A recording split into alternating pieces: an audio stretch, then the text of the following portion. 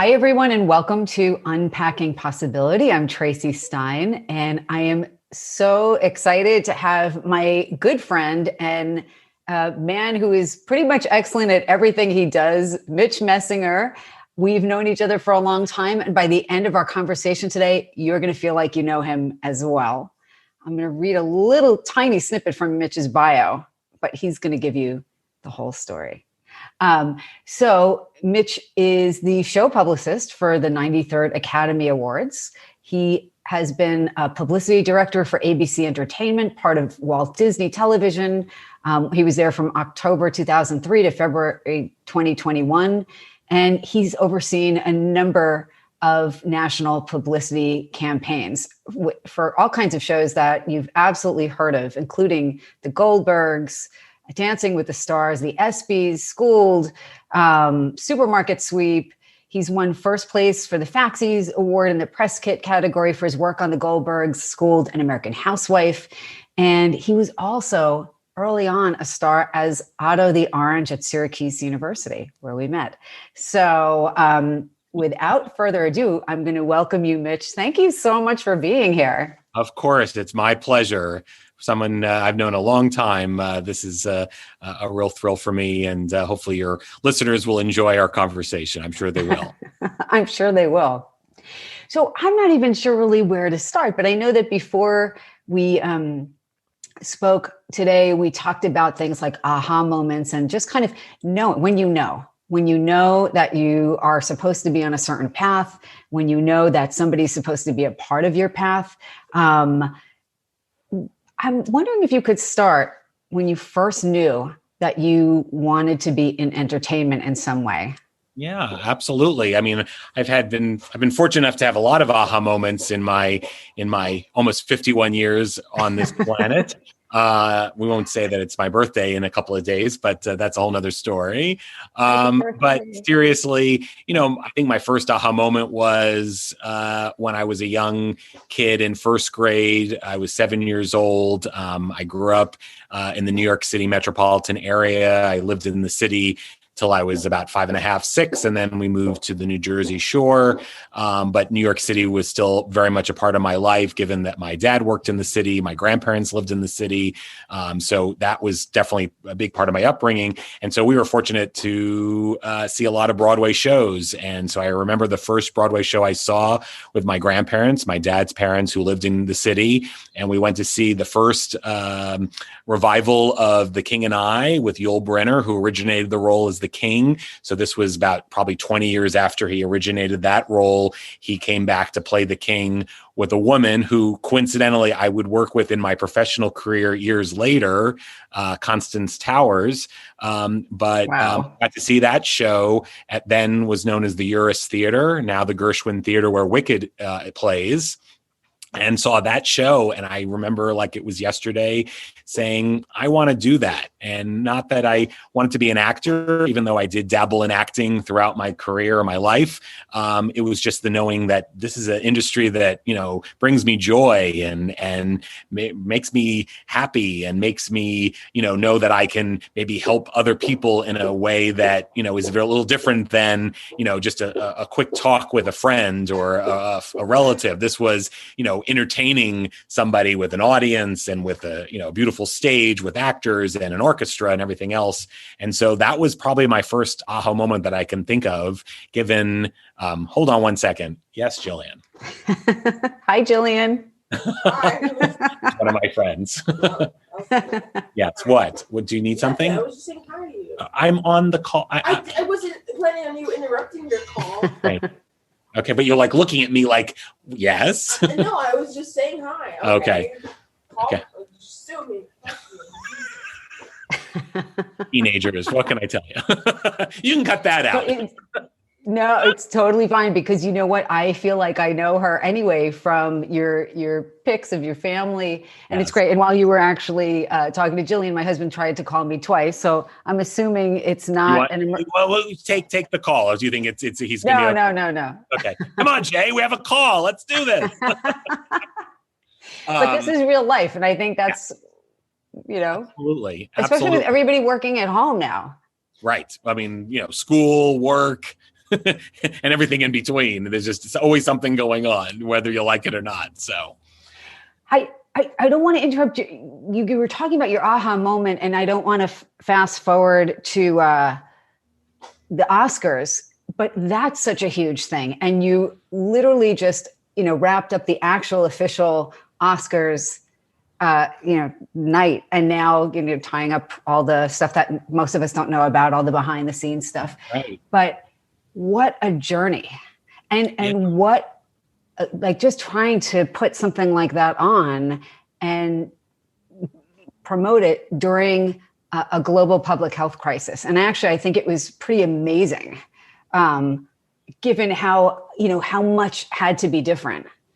Yes. I mean, it was my first year with the Academy, so I'm only going from what I saw as probably John Q. Public, meaning someone, like a fan like everybody else, even though I did work at ABC for years, and ABC was always or is the home of the Oscars broadcast. And so I kind of saw it from afar, but a little bit probably closer than normal people.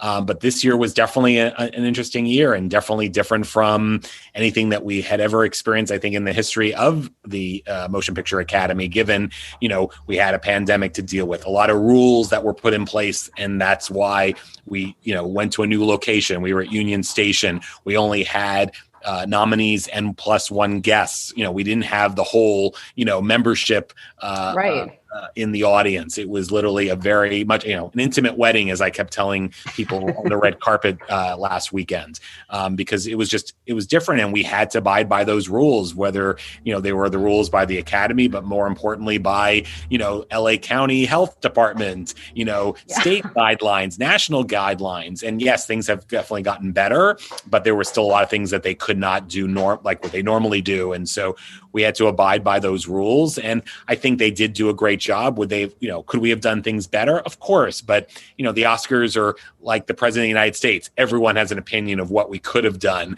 not focus on the positive. And I think in this case, we did a pretty damn good job, all things considered.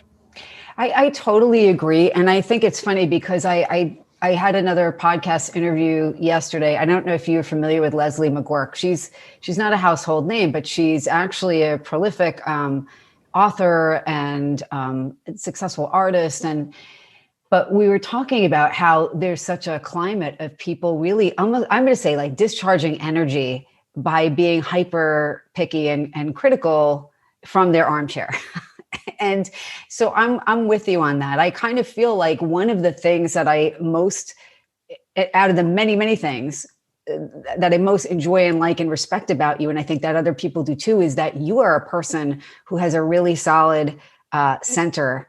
You are a solid kind of compass, and you are a person who has remained a nice person, like a genuinely really good person, despite incredible stress, right? And a million opinions, not only like in your physical workspace, but, everybody on Twitter, needing to say something. Yeah. And I'm curious about how you do that. It just comes naturally to me. I wish I had a magic word or a phrase to say it's this, but it's just who I am. It's how I've been put together.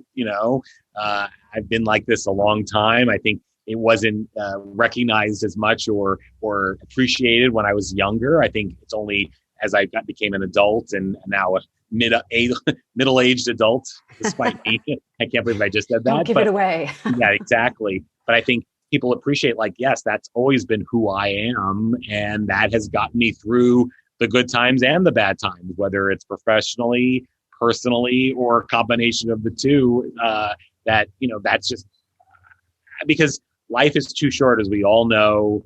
It's cliche, but it's very true. And given what I've been through on the personal side, to see someone, not be able to live a full life as they should have, it's just, I want to be able to appreciate what I have. And hopefully that I do have another 50 plus years in my life to be doing what I love to do, whether it's with my family, whether it's my job, or again, a combination of the two. So let's jump into that then, because you and I spoke briefly about this, but, like I said, and this is totally true, if I had seen your bio and didn't know you, I would have been intimidated to reach out to you. And in fact, I was so grateful you said, "Hey, you're doing a podcast. Great." You're like, you were always the number one nice, helpful, genuine person. But people could look on the outside if they don't know you well and just look at your bio and look at your career and all these incredible things you've done. You know, this trajectory from being the 7-year-old kid who sees The King and I with Yul Brynner and is like, I'm going to be connected to this world. And you've done it so successfully. People might not realize that your life hasn't been one seamless, easy going, challenge-free journey. And in fact, you've had some really difficult personal years. With Michelle, your wife, being diagnosed with cancer and going through that with her when you have had a young child. And I wonder if you could talk a little bit about that. I know we wanted to talk about aha moments, and I know that you've had a number of them, not only professionally, but personally. Yeah. I don't know where to begin. I mean, all the above. Yes. Yes, I had, some very stressful years, when my first wife, Michelle, who I had met when I first moved to LA, in 1993, we've been together for a very long time. We were married in 1997, had our daughter, Jillian, in 2003. And unfortunately, soon after her birth in 2005, she had been diagnosed with breast cancer. And at the time it was stage 1. We thought that, we would nip it in the bud really quickly. It was stage 1. She'd do a mastectomy, she'd do chemo, and we'd be on our way, even though obviously it was easier for me to say that, given I wasn't going through it, physically, but mentally I was.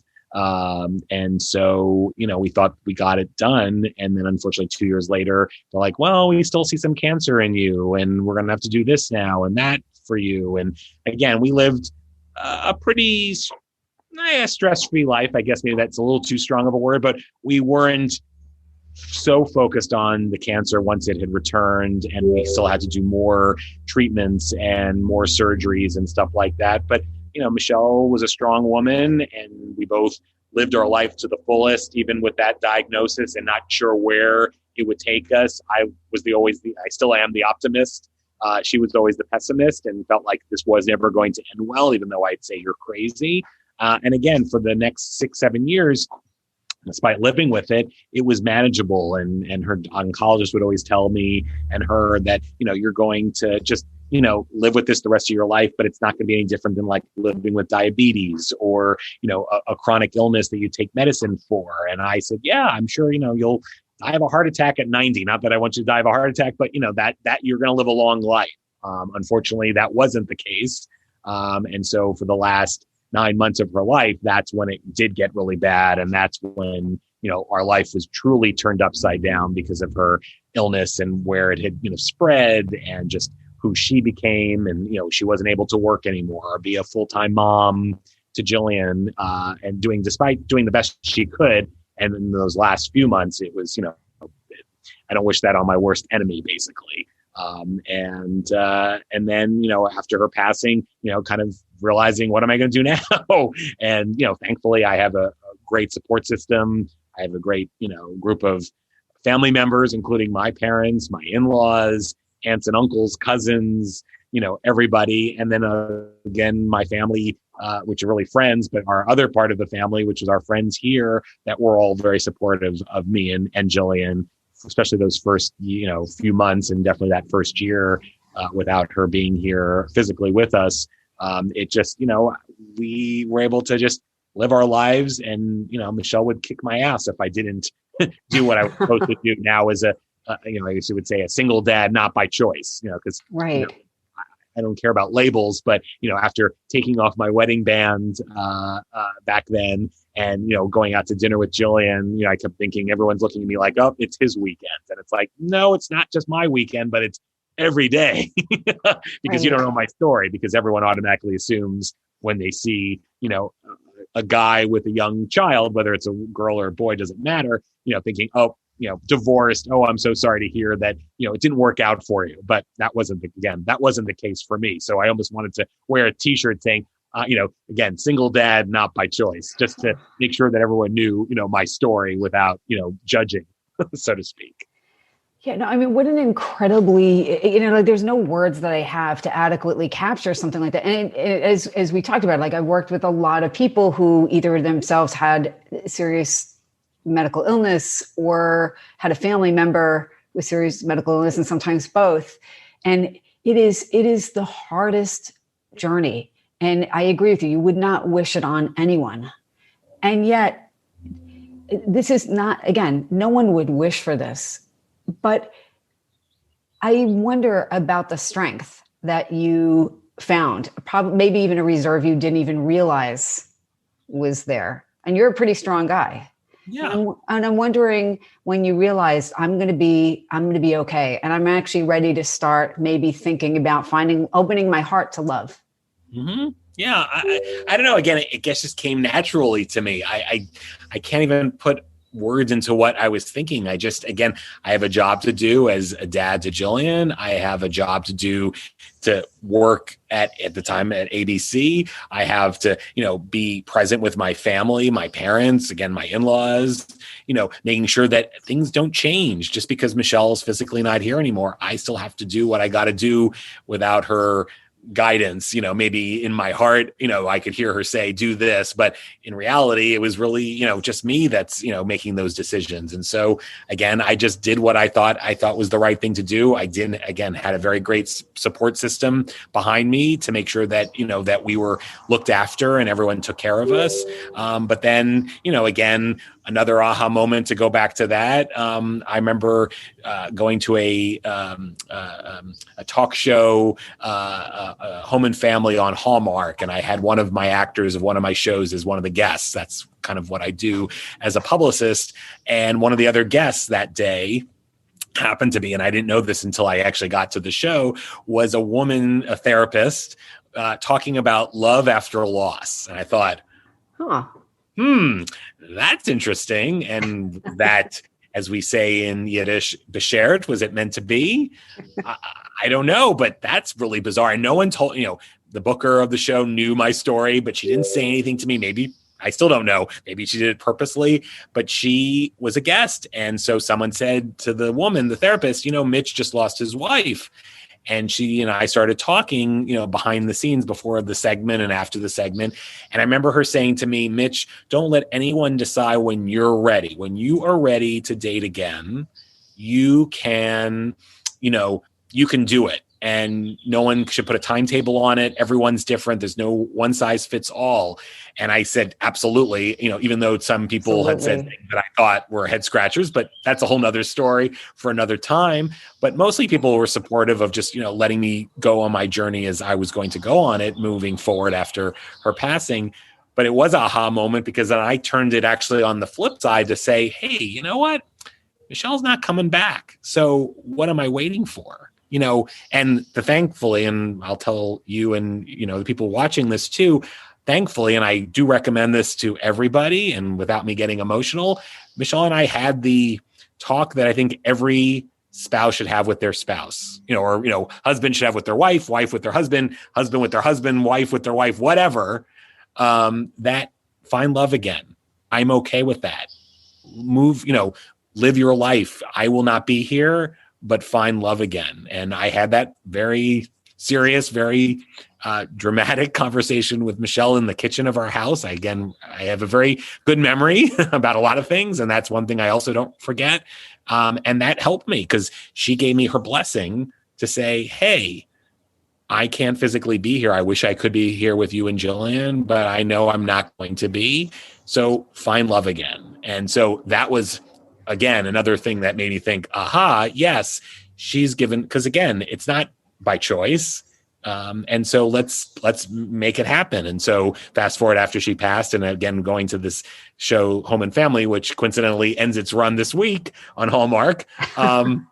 And that's also why we're talking about it. They said, let you decide your path. And I said, I think I'm ready because again, I know where she is. It's not like she's, somewhere back east, and I'm hoping she'll come home. No, she's where she'll be for eternity, where I will be at some day in 100 years. So it is what it is. And so that's when I made the decision to say, I'm going to start dating. And so I remember telling all the moms of Jillian's school that we were, Michelle was friends with, and you thought, all the yentas of the school were excited. That's an understatement, basically. They were so happy and saying, yes, we'll see what we can do to help find you, another Michelle. Someone's different than Michelle, but, another beloved for you. And that's luckily what happened. Not with those women, but I did have, was introduced by another mutual friend that Michelle knew really well, who introduced me to my new wife, who we've been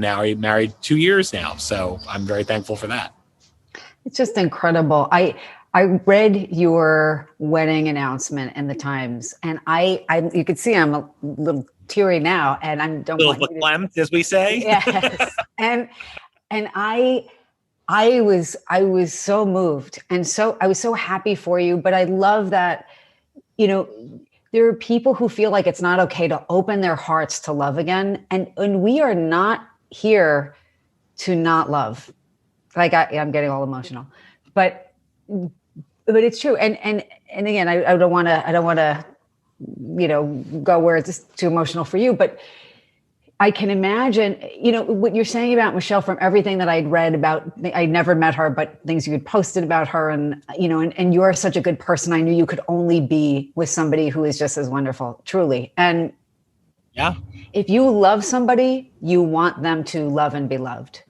And, that blessing is, you're absolutely right, is so important.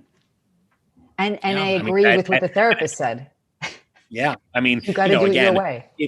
Exactly. Absolutely. And again, I'm now part of a fraternity out here in LA. Not truly. I was a fraternity in Syracuse, but a small group of guy friends who lost their wives of cancer in the last, 5 to 10 years. Not 100 people, but 3-4 people, and everyone's done their own thing. We've all found love again. I'm the only one who's gotten remarried. Other ones are close, but not there just yet. And so everyone does their own thing, just like cancer therapies. It's not all one size fits all. Life is not one size fits all. I think we think all the time that it has to be or it should be. It's not. Everyone is built differently. Just like you might like green beans, but I think they're nasty. You might like, I might like ice cream, but you think it's, again, everyone has different tastes, and and you have to appreciate that. You might disagree, but at least be respectful about that versus being, going off the deep end or being so dramatic about it, because that's not going to help you either moving forward. No. And you know what, something else, that we haven't talked about, but, when you model that you are comfortable with who you are and the decisions you make, right? And you have that, where you honor and respect your own, you need to do things in the way that resonates with you, right? And you give yourself space to do it. And that you model that flexibility, right? Understanding that you have to do it your way, somebody else is going to do it their way, and that one can both hold feelings of loss and feelings of love and wanting to embrace life. When you model that, you give your child a gift that is priceless. Yeah. And I think I have. I mean, with Jillian, I know she's my kid, so I will defend her till the cows come home. But she's an amazing kid, and everyone say it's because, first of all, the foundation that you and Michelle led her for the first 10 years of her life, being a great mom, being a great dad, that was great. But then past her passing, you were there for her and did everything you could to make sure that she still had a great life. Her 5th grade teacher told me during a parent-teacher conference, she is living life to the fullest. She is not letting Michelle's passing define who she is. And this is when she was 11 years old, let alone now she's almost 18. And she's still, she's thriving. She's a great student. She's an athlete. She, is, a comedian. And we're looking at colleges now. And so, her future is very bright. And I know, it's easier said than done that, it didn't really matter what you did to make her who she is. But I think, again, how I held myself and how I was able to, be a parent despite, not, being a single parent and seeing, we were there when she, had her last breath, and that could have defined her, but it didn't. And so that I'm very thankful for, because, that's not always the story. A lot of times it's not the story that, kids have after losing a parent, whether it's tragically like, cancer or a car accident or whatever else. So, here we are, and I live to tell the tale. And I'm so glad you did. Yeah. And I'm not surprised at all. Again, your flexibility and your resilience and your optimism. I mean, as a psychologist, I think, okay, all these are really adaptive traits, and they help us to be adaptive in love and as parents and in our work and just emotionally. And, it doesn't come equally easy to everybody, but I do think that some of what you're talking about, or a lot of what you're talking about, are things people can have in mind and make steps towards. Like, say, I can allow myself to have my feelings, and I'm also going to allow myself to be the person I need myself to be, and be the person my child needs me to be, and draw upon the support that is available to me. Right. I love that you're still close with your in-laws. Yeah. I'll say that again about my in-laws. I love that your in-laws have remained just as much a part of your family as ever. I spoke to them yesterday and again this morning, because we're coming back east this summer. So we had to figure out some plans. But yeah, absolutely. And what was great too, like the Hollywood movie never played, was always playing in my mind that, Jillian would, hate me because she would say, you never told me mom was going to die, or I hate my stepmother, or I hate, my new siblings, just get me out of here. Like, it's not fair.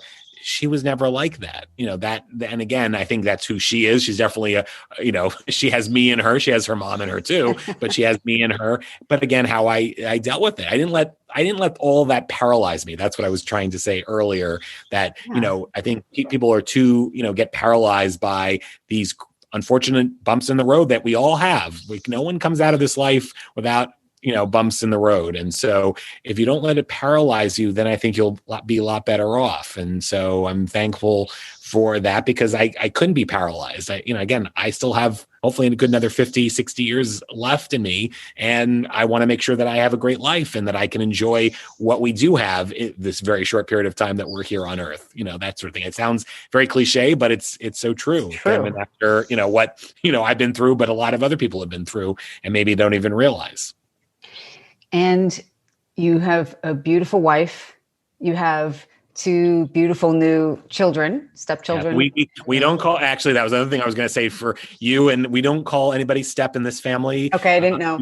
We're bonus members. So I love bonus it. Grandparents, bonus mother, but that's a little, can be argued a little bit, because again, Deb has been great and said, no one can replace your mom. So whatever you want to call me, but, I'm like, and likewise, my bonus children, I don't call them my stepchildren, call me dad. So it's, what you feel comfortable saying, but yeah, everyone's a bonus. And going back to about my in-laws, all 4 sets of grandparents were at our wedding 2 years ago. My parents, Deb's parents, my first in-laws, Michelle's parents, and Deb's first in-laws as well. And so they were all there. And that, I think, also speaks volumes that, what we were able to create from our merger. It sounds so clinical, but our merger of our family, it wasn't just 2 families, it was really 4 families. I love it. I'm actually, I'm obviously not connected to the world of entertainment. I'm not even like up on like normal TV shows. I don't know what I'm doing with my time. I got to kind of plug back in, but I imagine the movie of your life would be a pretty incredible one. I think so. And there's been talk that someone said to me, I should write a script and write a movie of my life, but maybe that's for another time, another place. But yes, I mean, again, it's been quite a ride since, again, that first aha moment of 1977, thinking that someday, that maybe I could make this as a career and to move out here from the East Coast. That was another aha moment, to go back to what we were talking about in the very beginning. Syracuse afforded me the opportunity to come out here on a class trip.